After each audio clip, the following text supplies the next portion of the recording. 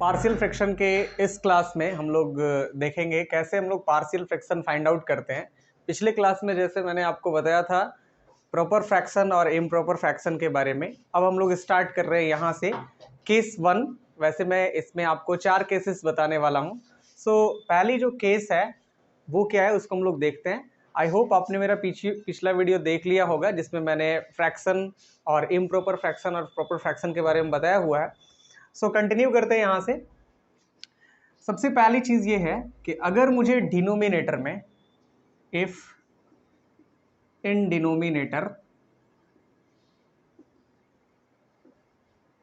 अगर डिनोमिनेटर में जैसे कि denominator you know that D of x, मैं एक बार बता दूं आपको, numerator in x and denominator in x, it is a fraction. अब ये फ्रैक्शन प्रॉपर भी हो सकता है और इम्प्रॉपर भी हो सकता है।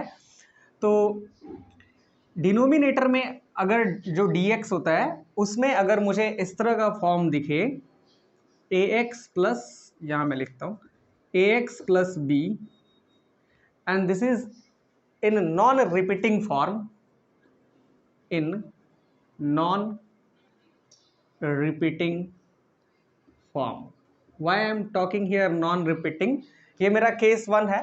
मतलब ये जो आपको दिख रहा है फैक्टर, यह फैक्टर अपने को 2 बार 3 बार रिपीट नहीं किया हुआ होना चाहिए, सिंगल होना चाहिए। तब इस तरह के केस में हम लोग जो पार्शियल फ्रैक्शन देते हैं, then partial fraction will be in the form of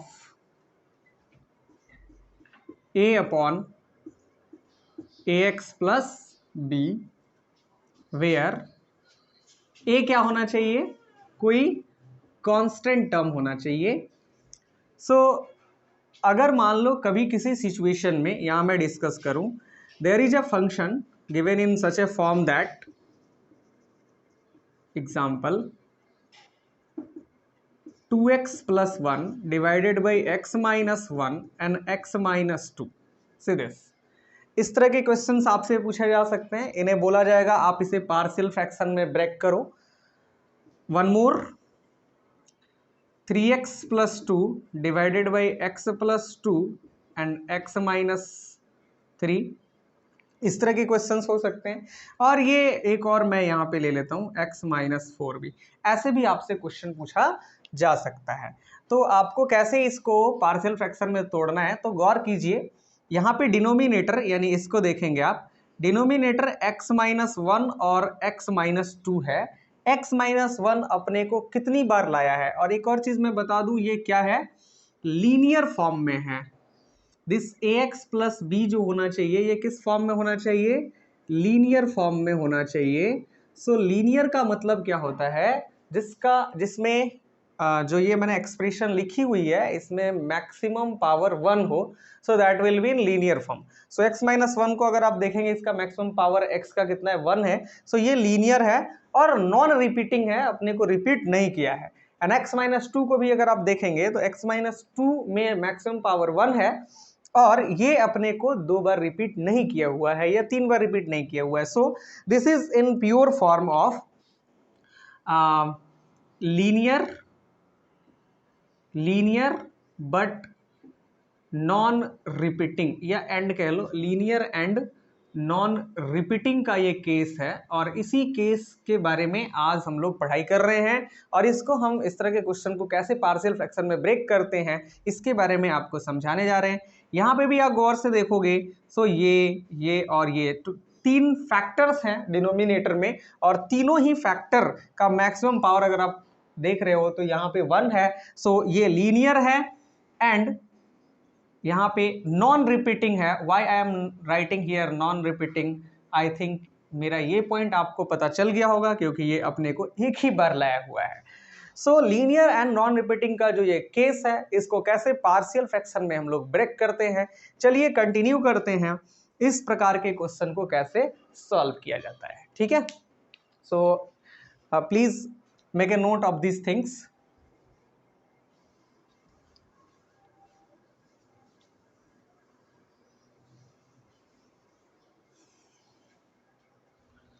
So I am writing here a question, resolve into partial fraction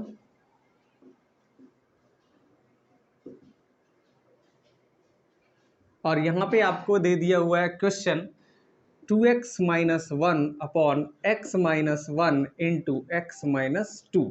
okay, so मैं इसको एग्जाम्पल के रूप में लेकर के आपको समझाने का प्रयास करता हूं। अगर आपको सबसे पहले ये पता चल जाए कि ये किस केस पे है, देन आपके लिए इजी हो जाएगा।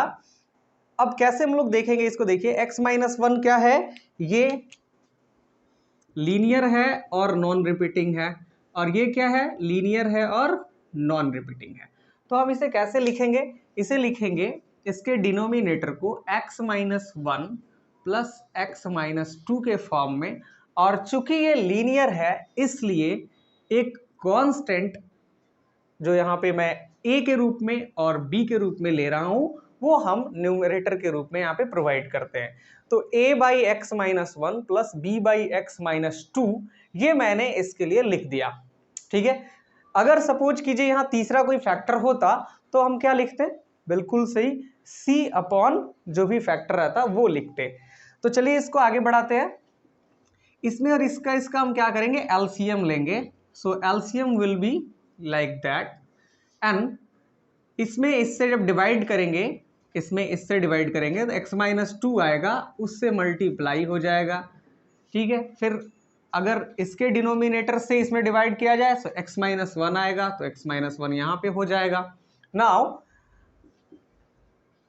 See this, if I compare the left hand side with right hand side, then we will see that x minus 1 and x minus 2, x minus 1 and x minus 2, both these things are similar in left side and in right side. So ये दोनों एक दूसरे को equate करते वक्त एक दूसरे को कैंसिल करेगा। सो इक्वेट करने के बाद, after equating both sides, we got 2x minus 1 is equal to a into x minus 2 plus b into x minus 1। अब यहाँ पे आपको ध्यान देना है, इसके बाद हम इसका सॉल्यूशन, यानी हमें a और b फाइंड जो करना है, ये हम दो तरीके से फाइंड कर सकते हैं। एक, इसको इससे मल्टीप्लाई करा करके हम एक कोफिशिएंट्स बना लें एंड कोफिशिएंट्स को दोनों तरफ इक्वेट कर लें, या एक और मेथड है कि हम इसमें वैल्यू पुट करके भी बना सकते हैं। सो पहला मेथड मैं ये ले रहा हूँ, वैल्यू पुट करके कैसे बनाते हैं, फिर मैं आपको इसी प्रॉब्लम को समझाऊंगा कि कैसे हम लोग इसके कोफिशिएंट को इक्वेट करके बनाते हैं। तो चलिए देखिएगा गौर से, ये x माइनस वन है ना, इसी को उठाया जाएगा, यहाँ पे जो डिनोमिनेटर में होगा ना इसको हम उठाएंगे, पुट x माइनस वन बराबर 0, देन x बराबर क्या, 1। सो हमें यहाँ पे इसको mark this equation, put this in equation 1, in equation 1. So I am going to put x is equal to 1 in this equation. So it will be 2 into 1 minus 1 is equal to a into 1 minus 2 plus b into 2 minus 1 minus 1. See this, x की value मैंने 1 ली है, सो यहाँ पे x के जगह पे 1 आया, a है, और x की जगह पे 1 आया, माइनस 2 है, प्लस b x की जगह पे 1 है, अब माइनस 1 यहाँ पे पड़ा हुआ है। तो इसको सॉल्व कीजिए, आपको मिलेगा 1 इज इक्वल टू, यहाँ से आपको मिलेगा माइनस 1 और यहाँ से आपको मिलेगा माइनस 1 इंटू ए करेंगे तो आएगा minus A, and this will B 0, right. So if you find a here then you will get 1, so a की वैल्यू कितनी हो गई, 1 हो गई। now how to find the value of b, so once again see this, x minus 2 जो यहाँ पे factor में है उसके बदले हम क्या करने वाले हैं, 0 लेने वाले हैं, then x is equal to हमें क्या मिलेगा, 2 मिलेगा। so इसको हम कहाँ पे रखने वाले हैं, in equation 1। So I am going to put x is equal to 2 in equation 1 again. So this will be 2 into 2 minus 1. See this, 2 into 2 minus 1 equal to a. So a x is equal to 2 minus 2 plus b x की value 2 minus 1. So this will be 3 and this will be 0, and what will be that? 2 minus 1, that is 1, so b only. So see this is the value of b. So a की value कितनी आ गई? -1 and b की value कितनी आ गई? 3. तो यही a और b हमें फाइंड करना था, एंड यहां से हमारा सॉल्यूशन मिल चुका है. और अब हम यहाँ पे लिख सकते हैं, एक a को रिप्लेस करेंगे with the value -1 and b को रिप्लेस करेंगे with the value 3. So what will be the required partial fraction? So I will write, I am going to erase these things, please make a note of these things. तो यहाँ पे जो a is equal to -1 and b is equal to 3 है, इसको मैं यहाँ पे लेके चलता हूं और क्या लिखूंगा मैं लिखूंगा a की वैल्यू -1 है एंड b की वैल्यू 3 है. So I will write required partial fraction will be what? Will be 2x minus 1 by x minus 1 into x minus 2 बराबर a की वैल्यू कितनी है? -1, सो -1 upon x minus 1 plus b की value कितनी है? 3 and x minus 2. This will be the answer. Okay, so very easy, it is very easy. But मैंने अभी आपको समझाया था कि मैं इसे दूसरे तरीके से भी a और b की वैल्यू को फाइंड आउट कर सकता था. तो चलिए हम अब आपको दूसरे तरीके से एक दूसरा क्वेश्चन लेकर के बताते हैं, because this things are erased. या फिर इसको भी लिया जा सकता है, यहाँ पे क्वेश्चन पड़ा हुआ है. So please make a note of this things.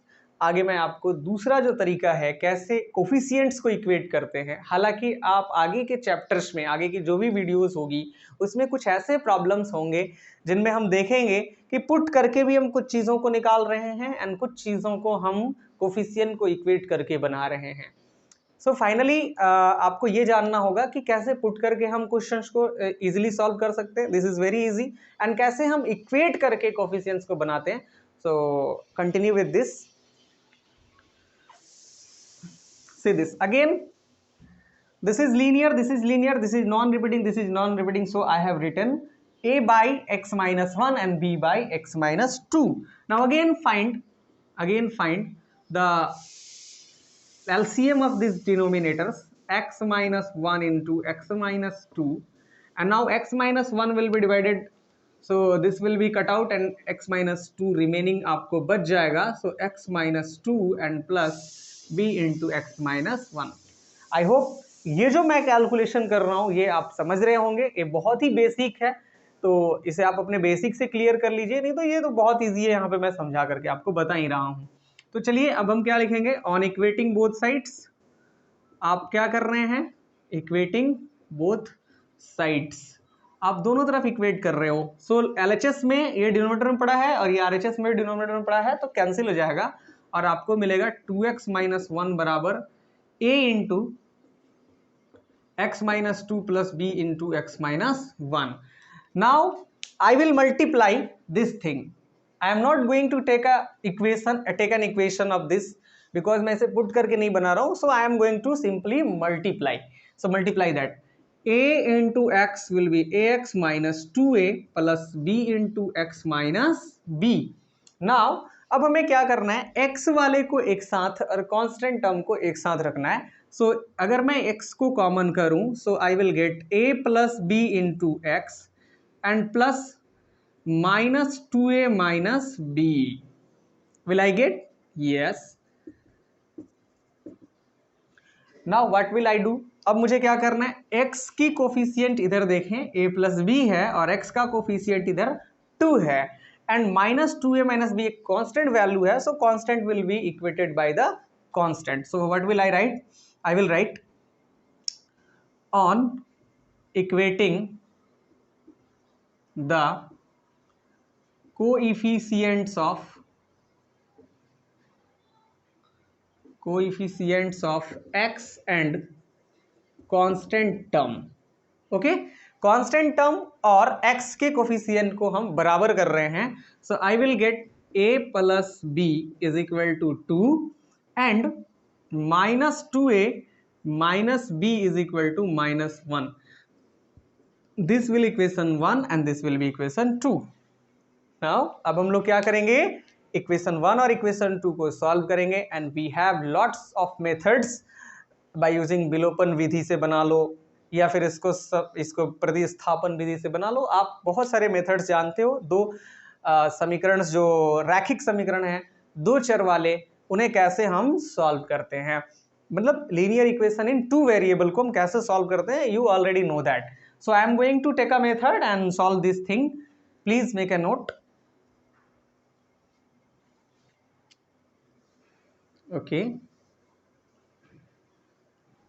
see this is the two equation. These are two equations and we have to solve. I am simply going to add these things. Add